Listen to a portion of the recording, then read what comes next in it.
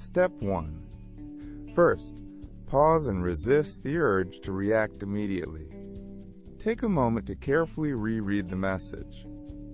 Step 2. Identify the specific sentence or phrase causing the misunderstanding and note the potential interpretations.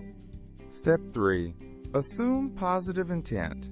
It's possible the sender didn't realize their words would be interpreted negatively. Step 4. Before responding, consider the sender's communication style and past interactions with you, as well as their role.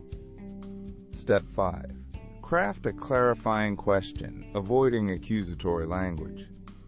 Focus on understanding their intended meaning. Step 6.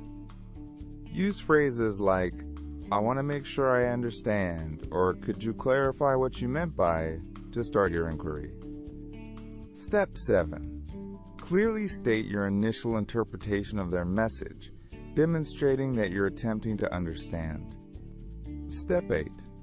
Once you receive a response, acknowledge their clarification and restate the corrected understanding in your own words. Step 9. If the issue persists, suggest a brief phone call or video chat to discuss the matter in real time in order to improve understanding. Step 10.